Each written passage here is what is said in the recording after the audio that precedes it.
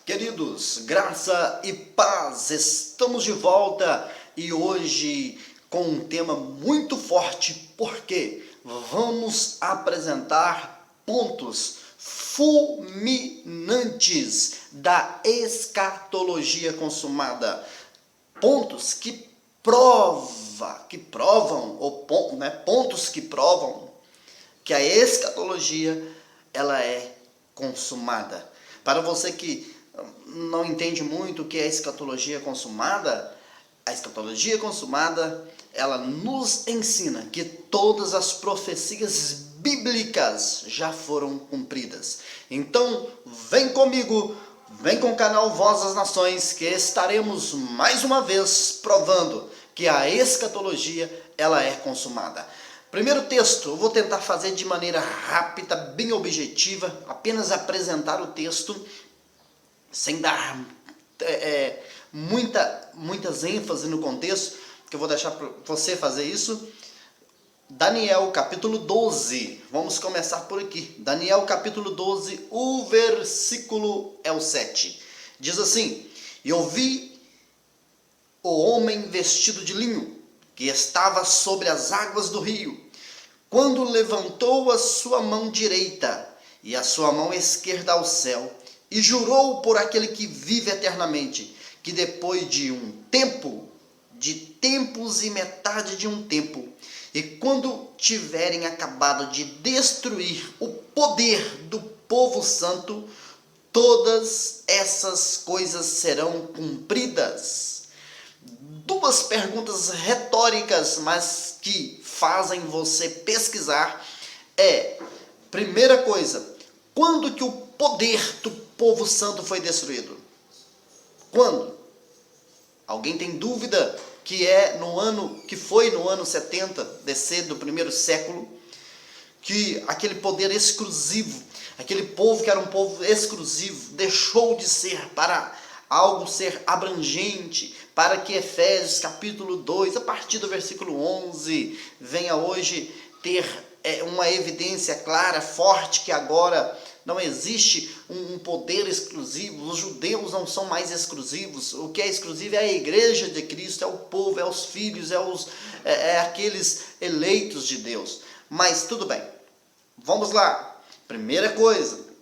Segunda coisa a ser observada é que quando isso acontecesse, preste bem atenção, meu irmão, todas essas coisas seriam cumpridas, como escrito está em Daniel capítulo 12, versículo 7. Todas essas coisas. Cabe você ler, pesquisar o contexto do livro de Daniel, do capítulo 12, do capítulo 11, capítulo 10 e todos os capítulos, ou seja, analisar o assunto do livro, e você vai observar que quando acontecesse o que aconteceu no ano 70 DC, quando a gente fala no ano 70 DC, obviamente que é algo que começa nos meados do ano 66, né, e termina de certa forma no ano 70 DC. Quando você observa que quando isso acontecesse, todas essas coisas, ou seja, todas aquelas coisas, todas aquelas profecias seriam cumpridas. Vamos para mais, eu vou fazer até de maneira aleatória, tá bom? Porém, com bastante atenção você consegue alcançar os pontos cruciais, os pontos fulminantes da escatologia consumada. Se você analisar Mateus capítulo 24, vem comigo. Mateus capítulo 24, o versículo 14 diz assim: E este evangelho do reino será pregado em todo o mundo, em testemunha a todas as gentes, e então virá o fim. O texto está dizendo que o fim, o término, viria quando o evangelho alcançasse todo o mundo. Tem vídeos no canal mostrando que mundo é esse. Mas independente do seu entendimento de mundo, meu amado, quando você lê Romanos capítulo 10, o versículo 18, quando você lê Colossenses capítulo 1, versículo 23 e tantos outros versículos, você vai descobrir que no primeiro século o evangelho alcançou todas as gentes, alcançou todo mundo.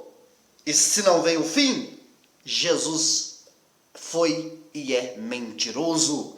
Por isso, meu querido, é um ponto fulminante da escatologia consumada, porque Jesus disse que quando o evangelho alcançasse todo mundo, todas as gentes, viria o fim. E você lê Romanos 10, 18, Colossenses 1, 23, que no primeiro século isso aconteceu. Não tem como de esperar outro fim, sendo que há quase 2000 anos essa profecia foi cumprida. Esse dito de Cristo foi cumprido.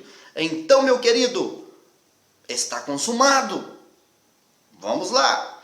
E quando você lê o versículo 34 do Mateus capítulo 24, o versículo 34, escrito está: em verdade vos digo que não passará esta geração sem que todas essas coisas aconteçam.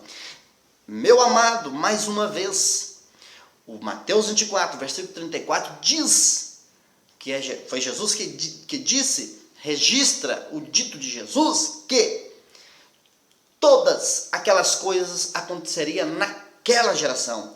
Só que as pessoas desconsideram que o versículo está dizendo que todas, não é a metade, é todas. Esse todas envolve queda do templo, envolve sinais, envolve a grande tribulação, envolve a volta de Jesus, envolve todas as profecias.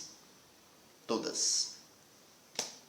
Vamos para mais um ponto fulminante. Eu estou, obviamente, não pegando todos os pontos, estou pegando apenas alguns. Lucas, capítulo 21. Vamos correndo aqui para o vídeo não ficar muito extenso. Lucas, capítulo 21, a partir do versículo 20, diz assim: mas quando virdes Jerusalém cercada de exército, sabei então que é chegada a sua desolação. Então os que estiverem na Judéia que fujam para os montes, e os que estiverem no meio da cidade que saiam, e os que estiverem no meio dos campos não entrem nela. Versículo 22, porque dias de vingança são estes, para que se cumpram todas as coisas que estão escritas. Todas as coisas que estão escritas. Ou seja, o texto está dizendo que quando acontecesse aquilo que aconteceu do ano 66 ao ano 70, todas as coisas que estão escritas se cumpririam. Aqui está pontos fulminantes da escatologia consumada, meu irmão. Está aqui, claro, nítido, sem colocar outros pontos que nós poderíamos colocar de maneira mais veemente, talvez de maneira mais objetivas, mas eu quero colocar apenas de maneira ligeira, mas para você pensar.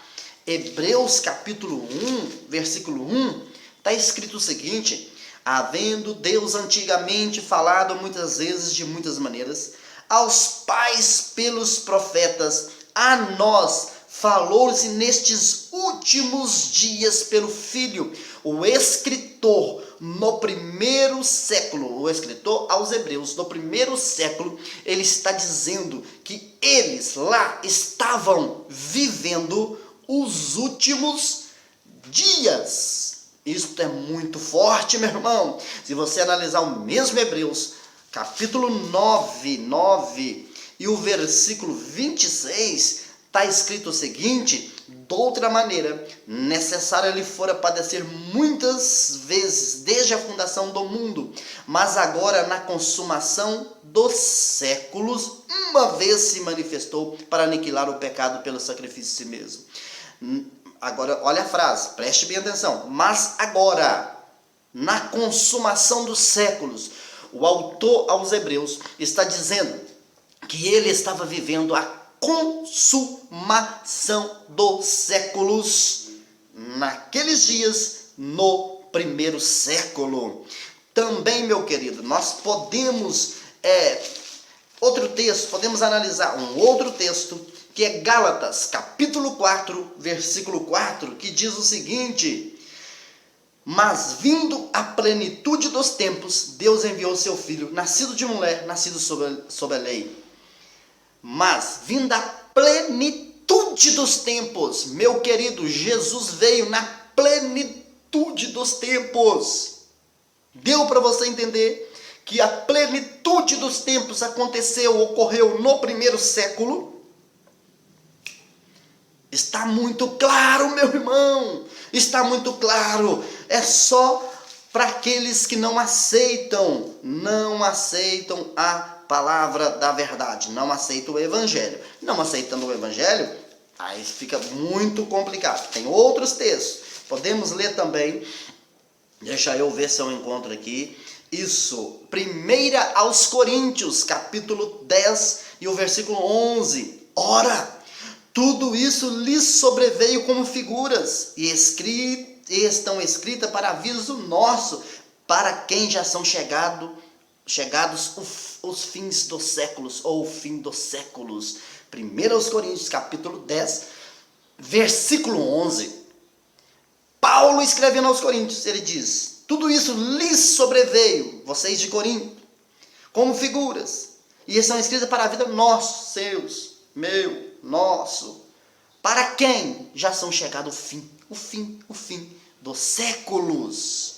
Está muito claro. E para quem vai dizer, não, mas eram os últimos dias, e um dia como 1000 anos como não sei o quê, porque só considera um dia como 1000 anos, né? Pedro, capítulo 3, vai dizer isso, mas as pessoas consideram apenas um dia como 1000 anos, mas não considera que 1000 anos, também o versículo diz que é como um dia.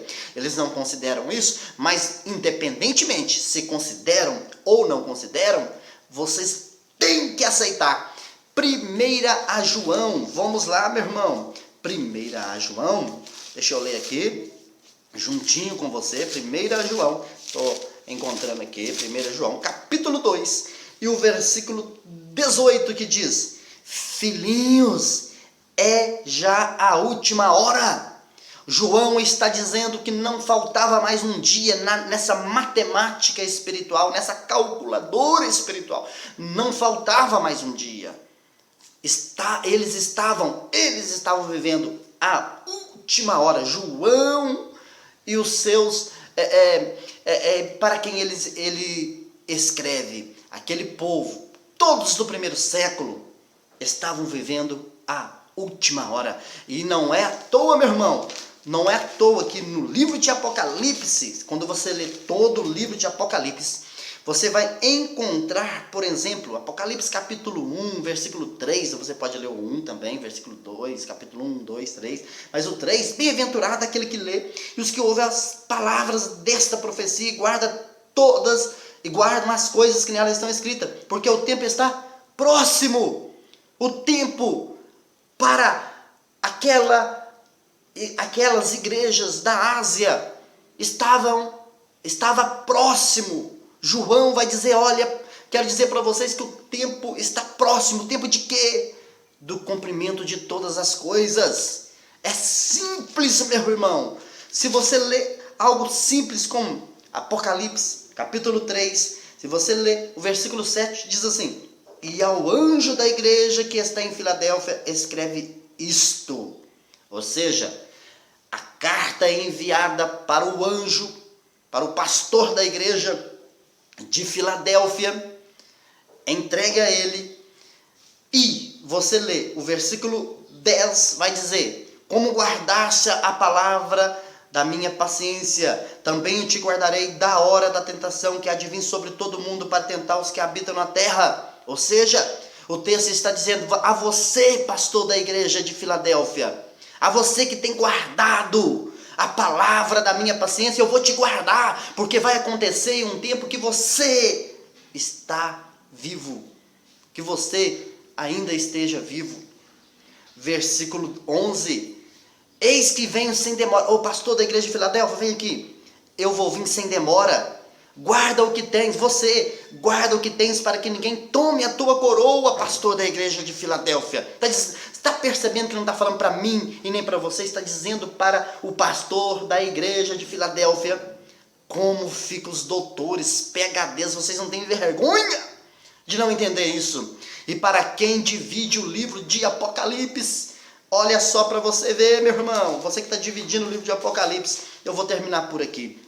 Apocalipse capítulo 22, versículo 6. E disse-me, essas palavras são fiéis e verdadeiras. O Senhor, o Deus dos santos profetas, enviou o seu anjo para mostrar aos seus servos as coisas que breve hão de acontecer. Breve. Tanto no início de Apocalipse e a confirmação também vem no fim, que era breve. Você vai continuar lendo, versículo 7. Eis que presto venho. Se você, por exemplo, analisar o versículo 10, e disse-me, não celas as palavras da profecia deste livro, porque o próximo está o tempo. E você vai lendo, você continua lendo, meu irmão, não tem como. Aí você chega no versículo 20, aquele que testifica essas coisas diz, certamente cedo venho. Meu amado, vem para cá, e eu termino com esta frase. Não aceitar a escatologia consumada é assumir o ateísmo. Ou você aceita a escatologia consumada, ou você é ateu. Porque os ateus, entre aspas, eles não creem em Deus, nas suas palavras, neste livro, etc. Tudo que tem a ver com Deus, eles não creem, não aceitam. É este caminho. Não existe um terceiro caminho. Ou nós entendemos a escatologia consumada e cremos em Deus como um Deus verdadeiro, ou você não crê na escatologia consumada, automaticamente descrendo desse Deus que a Bíblia apresenta, desse Jesus, dessas afirmativas que eu deixei aqui. Vou ficando por aqui. Peço o seu like, peço o seu comentário e peço que você se inscreva no canal. Aí vem os mimimis. E os mimimis é o seguinte, mas e o passarinho que voou de cabeça para baixo? Quando isso aconteceu? E a asa que saiu do lado esquerdo? Meu amado, eu estou dizendo que aconteceu. Como aconteceu? Ou você aceita o que a história diz, ou você vai seguir o caminho do ateísmo. A Bíblia diz que aconteceu. É isso. Como aconteceu? Nós, da escatologia consumada, entendemos que aconteceu do jeitinho que a história diz do ano 66, do ano 70. É aquilo ali, é aquele cenário que são as palavras da Bíblia. Agora, se você acha que ainda falta alguma coisa para acontecer, então Jesus é mentiroso, Deus é mentiroso, a palavra de Deus é mentirosa e etc. Simples assim. Fui!